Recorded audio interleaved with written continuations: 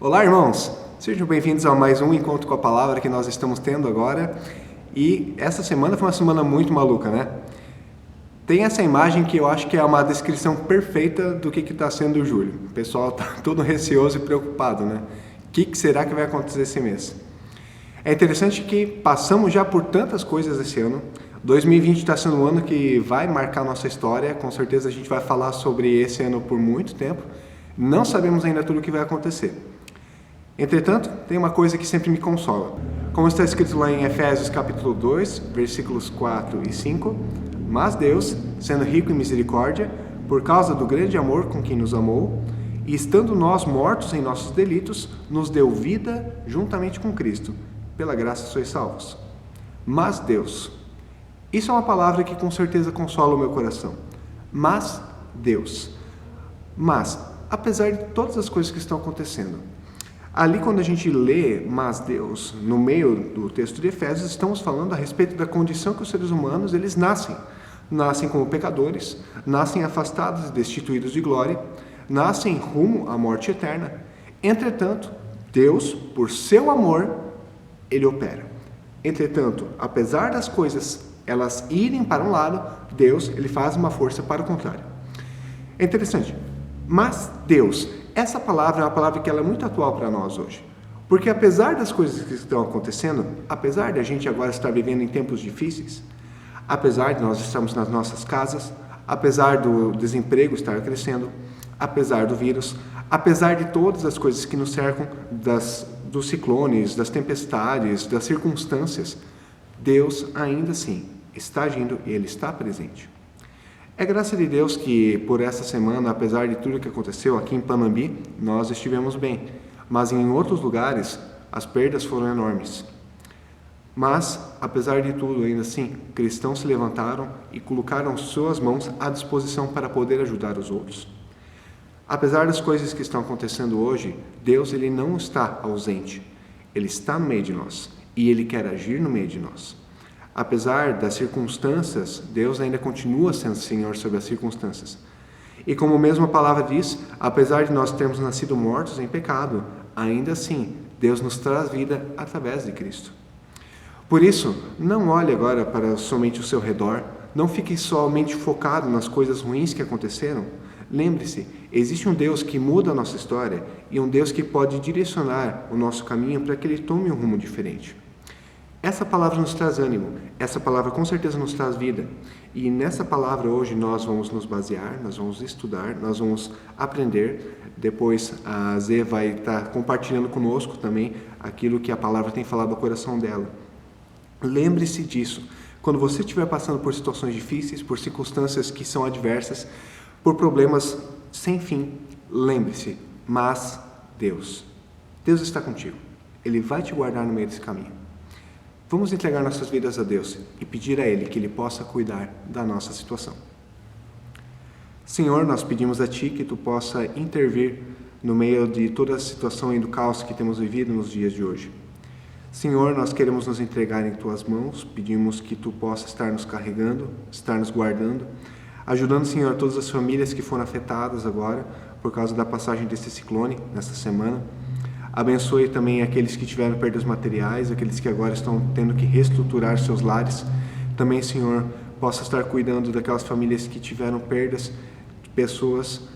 Nós soubemos, Senhor, que essa tragédia, ela tomou a vida de muitas pessoas, então pedimos que Tu possa estar abençoando e guardando a todos que agora estão passando pelo luto e pedimos que Tu possa cuidar de nós. Senhor, mas isso é só uma das circunstâncias que nos cercam, existem muitas outras. Mas obrigado, porque Tu é maior do que todas elas e Tu nos guarda, apesar de estarmos passando por elas. Senhor, cuida do nosso coração, anime a nossa alma, esteja, Senhor, com a Tua palavra falando a nós agora. Em Teu nome que nós oramos e agradecemos. Amém. E agora também, que Deus possa abençoar a Thaís, a nossa Zê, e possa guardá-la para que ela possa falar a nós a palavra que está no coração, que o Espírito Santo plantou na vida dela. Amém. Olá pessoal, estamos aí para mais um encontro com a palavra e talvez nos próximos dias você vai pensar, nossa, mas eles estão falando sempre sobre os reis ou sobre o livro de Samuel, tanto que o David falou sobre Salomão há uns dias atrás E hoje eu vou falar sobre o Saul. E mais pra frente eu vou falar também sobre o Davi. Mas por que é que eu estou falando sobre esses reis? Na minha leitura bíblica, eu estou seguindo o livro de 1 Samuel e tem muitas coisas que Deus tem falado no meu coração e eu gostaria de compartilhar com vocês. Então, por isso, vai seguir aí uma ordem quase assim. Mas então, vamos lá para o nosso texto. Hoje a gente vai ler o texto de 1 Samuel, capítulo 13, dos versículos 5 ao 14. Então eu vou passar para a leitura. E lá diz assim: Reuniram-se os filisteus para pelejar contra Israel. 30.000 carros e 6.000 cavaleiros, e povo e multidão como a areia que está à beira-mar. E subiram e se acamparam em Micmas, ao oriente de Bet-Aven. Vendo, pois, os homens de Israel que estavam em apuros, porque o povo estava apertado, esconderam-se pelas cavernas e pelos buracos e pelos penhascos e pelos túmulos e pelas cisternas. Também alguns dos hebreus passaram o Jordão para a terra de Gade e Gileade, e o povo que permaneceu com Saul, estando este ainda em Gilgal, se encheu de temor. Esperou Saul 7 dias, segundo o prazo determinado por Samuel. Não vindo, porém, Samuel a Gilgal, o povo se foi espalhando dali. Então disse Saul: Trazei-me aqui o holocausto e ofertas pacíficas, e ofereceu o holocausto. Mal acabara ele de oferecer o holocausto, eis que chega Samuel. Saul lhe saiu ao encontro para o saudar. Samuel perguntou: Que fizeste? Respondeu Saul: Vendo que o povo se ia espalhando daqui, e que tu não vinhas nos dias aprazados, e que os filisteus já se tinham ajuntado em Micmas, eu disse comigo: Agora descerão os filisteus contra mim a Gilgal, e ainda não obtive a benevolência do Senhor. E forçado pelas circunstâncias, ofereci holocaustos. Então disse Samuel a Saul: Procedeste neciamente em não guardar o mandamento que o Senhor teu Deus te ordenou, pois teria agora o Senhor confirmado o teu reino sobre Israel para sempre. Já agora não subsistirá o teu reino. O Senhor buscou para si um homem que lhe agrada, e já lhe ordenou que seja príncipe sobre o seu povo, porquanto não guardaste o que o Senhor te ordenou. No contexto que a gente pode ver desse texto, para a gente entender, o Samuel tinha acabado de ungir o Saul como rei, ele tinha sido declarado rei então de Israel, e aí o Samuel mandou o Saul à sua frente para o lugar onde eles iam oferecer um sacrifício. E ele disse: daqui 7 dias eu vou te encontrar lá para a gente fazer esse sacrifício, realizar isso. E nesse meio tempo, o filho do Saul, ele atacou um exército filisteu e ele meio que provocou eles. E os filisteus quiseram vir contra eles e guerrear contra os israelitas. E aí o Samuel estava demorando para chegar, o Saul estava lá esperando e começando a ficar assustado. Se a gente vê na descrição ali que a Bíblia nos traz, os filisteus eles eram muito numerosos e o exército de Israel não era tão grande assim. E por isso os homens começaram a se esconder, e os homens que estavam com o rei Saul, eles estavam muito assustados, e o inimigo estava chegando cada vez mais perto. O Saul sabia que ele dependia da ajuda de Deus para poder vencer essa batalha. E o Samuel, que ia então realizar o sacrifício para que os pecados fossem perdoados e para que o povo também tivesse em um bom relacionamento com Deus para essa batalha, ele estava demorando. E o Saul ele estava tão desesperado que ele realizou algo que não era de maneira nenhuma tarefa dele. Ele realizou o sacrifício. Samuel provavelmente foi chegando e já viu de longe o que o Saul tinha feito. O sacrifício a Deus era algo muito sério, algo muito santo. Se a gente lê lá no início da Bíblia, nós vamos ver que Deus deu muitas leis sobre como esse sacrifício deveria ser realizado, e Deus deixou muito claro que só os homens que ele tinha escolhido deveriam fazer esses sacrifícios. O Saul, ele era um rei, ele não era um sacerdote. Ele não era um desses homens escolhidos por Deus para realizar os sacrifícios. E quando o Samuel chegou perto do Saul e questionou: o que você fez? A resposta do Saul foi: Os filisteus estavam se aproximando e a bondade de Deus ainda não estava sobre mim. Então as circunstâncias me forçaram a fazer isso. E Samuel respondeu para ele: tu fez uma loucura. Você desobedeceu a Deus. Deus estava disposto a estabelecer o teu reino sobre Israel para sempre. E agora tu botou tudo a perder. Agora Deus já procurou um outro homem para colocar no teu lugar. Justamente porque você desobedeceu a Deus. De fato, era uma situação difícil que o Saul estava enfrentando. Os lugares que são descritos na Bíblia, onde estavam os filisteus e onde Saul se encontrava com seu exército, eram de fato muito próximos. Mais ou menos uns 10 quilômetros de distância, eles estavam muito perto, os inimigos estavam se aproximando e, para piorar a situação do Saul, vários dos homens dele fugiram e se esconderam, e os que ficaram com ele estavam apavorados. Mas eu acho que a gente consegue perceber pelo texto que o Saul estava ainda mais apavorado do que os homens que estavam com ele.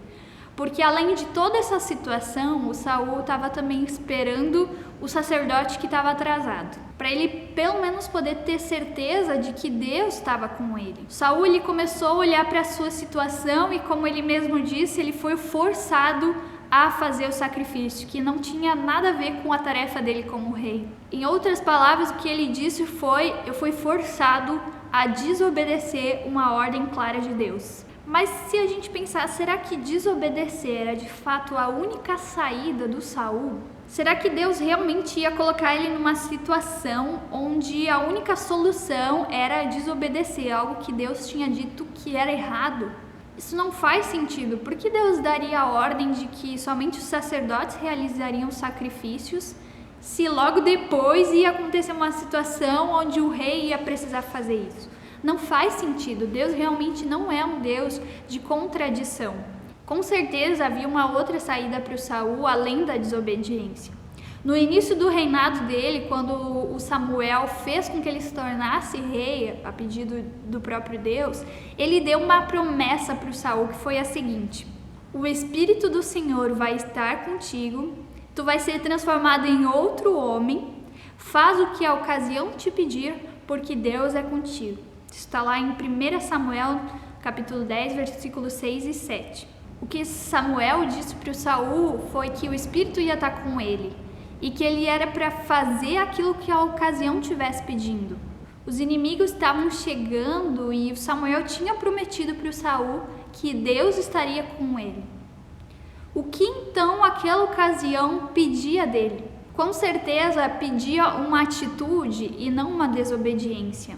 A ocasião pedia que o Saul reunisse os homens que ainda estavam com ele, mesmo que eles estivessem com medo, e fosse à luta contra os filisteus. Essa ocasião exigia que o Saul realmente confiasse em Deus, confiasse na promessa que ele tinha feito para ele, de que Deus estaria com ele. O pecado de Saul começou quando ele desconfiou de Deus. Desconfiou da promessa que Deus tinha dado para ele e da presença de Deus com ele. Nisso a gente pode perceber o quanto a obediência, a nossa obediência também, está relacionada à nossa confiança a Deus. E é por isso que só é possível obedecer a Deus partindo de um relacionamento com Ele, de conhecer quem Ele é e de fato confiar nele. E é também por isso que nós não somos capazes de obedecer a Deus se nós antes não compreendermos o amor dele por nós. A obediência que não vem da confiança em Deus, ela é na verdade uma desobediência. Lá em Hebreus 11:6 diz o seguinte, que sem fé é impossível agradar a Deus. Em outras palavras, sem a confiança, sem crer em Deus, é impossível fazer algo que agrade Ele, que seja bom diante dos olhos de Deus. Se nós não obedecemos a Deus porque nós cremos nele, porque nós confiamos nele, então a nossa motivação ela vai ser outra e ela vai estar errada. Isso significa que a raiz da nossa atitude vai estar manchada pelo pecado. E se a raiz daquilo que nós fazemos é pecado, então o fruto também vai ser pecado. Aqui a gente percebe o quanto a obediência é algo muito mais profundo do que só uma atitude exterior. A obediência a Deus não é só não roubar, não matar, não adulterar, não fofocar. Não é só uma atitude externa. A obediência a Deus é muito mais uma atitude interna. É uma atitude que parte do nosso relacionamento de confiança no Senhor. É por isso também que só a nossa obediência externa não pode nos trazer salvação. Porque se ela é uma obediência só externa, ela na verdade é uma falsa obediência. Em outras palavras, é desobediência. E essa falsa obediência de mostrar ser muito bom, querendo fazer a vontade de Deus nas nossas ações, mas não de uma confiança verdadeira no nosso coração, ela até pode enganar as pessoas, mas ela não vai enganar a Deus, porque Ele conhece o nosso coração. O Saul, ele confiou muito mais naquilo que ele via, que eram seus inimigos se aproximando, seus homens assustados, e naquilo que ele sentia como o abandono de Deus, do que na promessa que Deus tinha feito para ele, daquilo que ele sabia. Ele confiou muito mais nas percepções pessoais dele do que na palavra de Deus. Deus tinha prometido que ia estar com ele, e ele desconfiou dessa palavra. Quantas vezes a gente também confia muito mais nas nossas percepções, no que a gente está vendo nas nossas circunstâncias, naquilo que a gente está sentindo, do que na palavra de Deus, naquilo que Deus nos diz. Às vezes a gente diz, né, eu sinto que Deus não está comigo, que Deus me abandonou. Mas a palavra dele diz que ele não vai fazer isso. Ou às vezes a gente sente que Deus não nos perdoou, mas ele mesmo disse que quando houvesse arrependimento, ele nos perdoaria. Ou eu sinto que eu não vou dar conta disso. Deus prometeu nos fortalecer e nos sustentar em todas as áreas da nossa vida. Você realmente prefere confiar em ti do que confiar no próprio Deus? Vou mostrar para vocês um simples exemplo do quanto as nossas percepções elas nos enganam. Nessa imagem que está aparecendo aí, eu quero que você diga o nome das cores e não a palavra que está escrita. Vou dar um tempo aí para você tentar fazer esse desafio.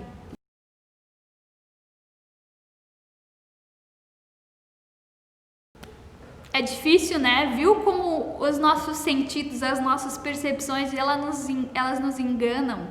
Um simples exercício só, uma dinâmica aí, já nos mostrou o quanto a gente é limitado. O quanto o nosso cérebro pode ser facilmente enganado. Quanto mais nas circunstâncias da nossa vida. O Saul disse, as circunstâncias me forçaram a fazer isso, me forçaram a desobedecer. Essa era a única saída que eu tinha. E agora a gente olha para a situação do Saul e fala, com certeza desobedecer não era a única opção.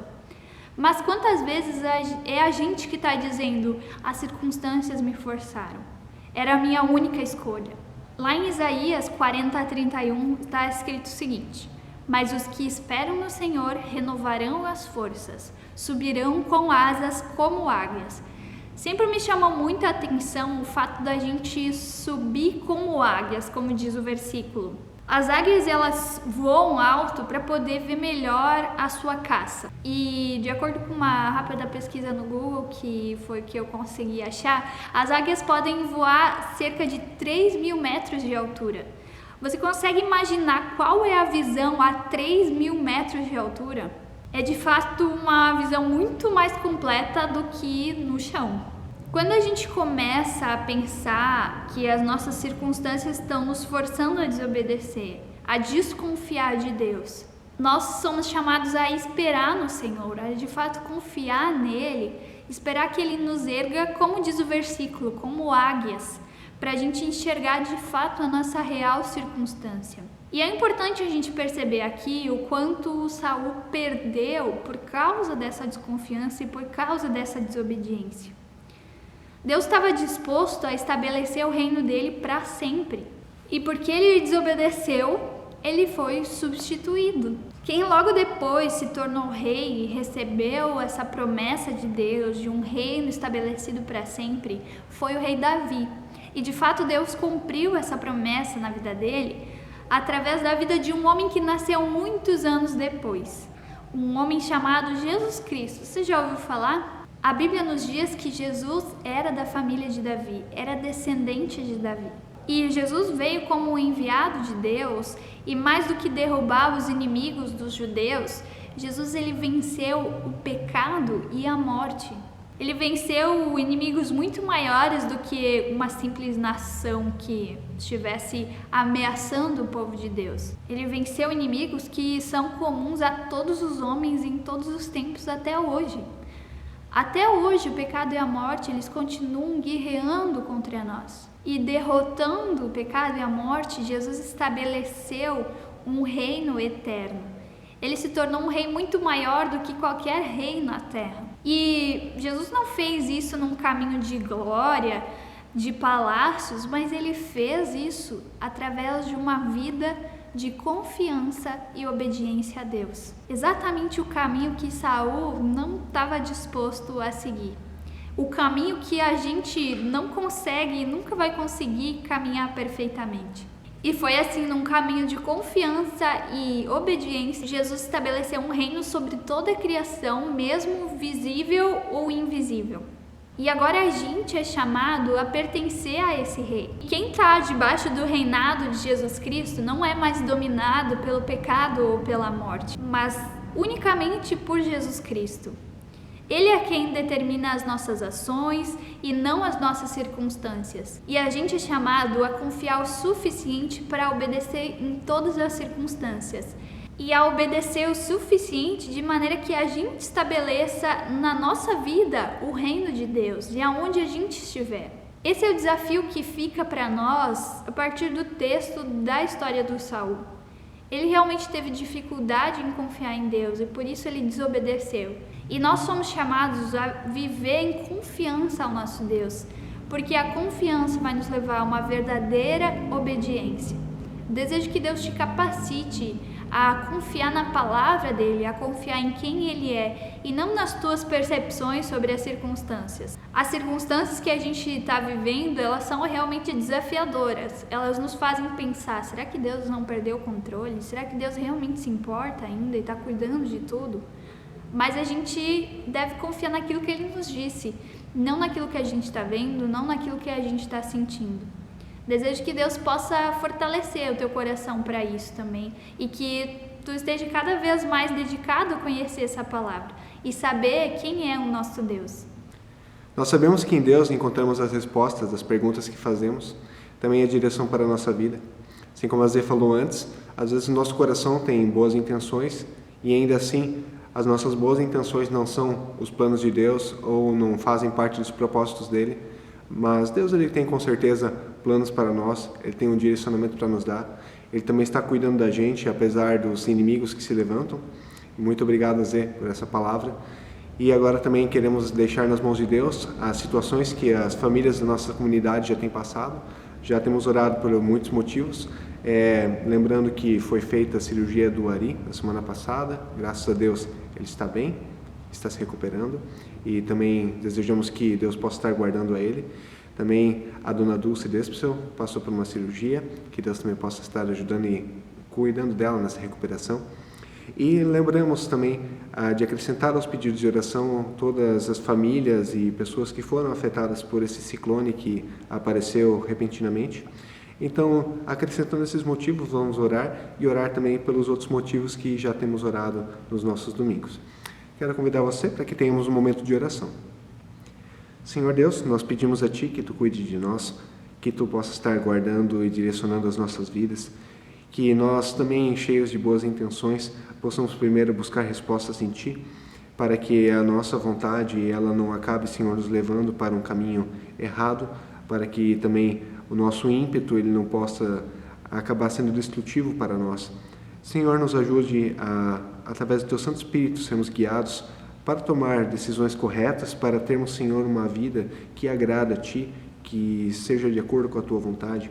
Eu peço que Tu possa abençoar e guardar também a todos nós que temos passado por dias e situações que foram difíceis, que estão sendo complicadas, como a família Pretzel tem passado, Senhor, pela perda da Dona Lore, que Tu possa abençoá-los e também ajudá-los a se recuperar e restaurar agora no meio do luto. Nós, Senhor, pedimos também que Tu possa guardar essas famílias que foram atingidas pelos ciclones, que Tu possa guardar agora a todos aqueles que têm que recuperar a sua vida depois disso. Também agradecemos a Ti porque Tu cuidou do Ari, da sua cirurgia, também a Dona Dulce. Peço que abençoe eles, que eles tenham uma boa recuperação e logo possam estar bem de novo. Também queremos lembrar, Senhor, lá da situação da Ieda, da Luciane, que Tu guarde elas também na recuperação da sua cirurgia, que Tu possa estar abençoando as suas vidas. Senhor Jesus, nós queremos lembrar a Ti, também do nosso irmão, o Pub, possa guardar a sua vida, estar guardando a sua família, estar guardando ele sempre em meio à luta que ele tem na sua saúde, possa guardar também a dona Otenila, sua recuperação, possa abençoar a sua família, estar, Senhor, guardando também a dona Celina, estar conduzindo a vida dela. E peço-te, Senhor Jesus, que Tu possa estar, em modo geral, cuidando do pessoal da nossa comunidade, porque passam por tantas, Senhor, circunstâncias diversas. Por isso nós queremos nos entregar em Tuas mãos, pedir que Tu esteja conosco. E, Senhor Jesus, agradecemos porque apesar dos apesares, apesar de tudo que já tem acontecido até agora, o Senhor sempre se manteve fiel a nós e sempre está aí com a mão estendida para nos carregar. Por isso nos colocamos nos Teus braços de amor e pedimos que Tu esteja conosco, Jesus. Amém. E nós também queremos fazer uma divulgaçãozinha aqui no final do nosso vídeo. Queremos divulgar esse vídeo do Serene, que tem sido compartilhado até na TV. Algumas reportagens têm mostrado que agora o Serene, depois de passar por esse ciclone, está precisando de uma recuperação. Então, se você puder contribuir financeiramente ou até puder divulgar o trabalho do Serene para ajudar a reconstrução do local de reabilitação, que você possa fazer isso também de coração.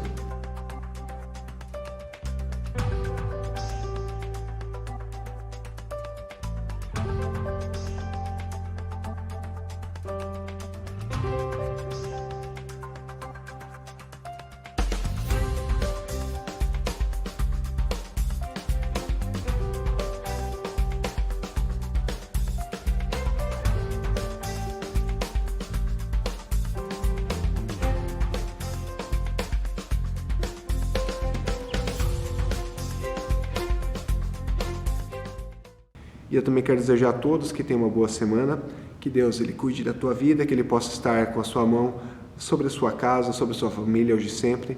Se você tiver motivos de oração, quiser conversar conosco ou até precisar de uma visita, entre em contato com esses contatos que estão projetados no final do vídeo. E no mais, nós desejamos que Deus os abençoe e os guarde e que o seu Espírito Santo esteja guardando você e sua casa hoje e sempre. Amém. Uma boa semana a todos.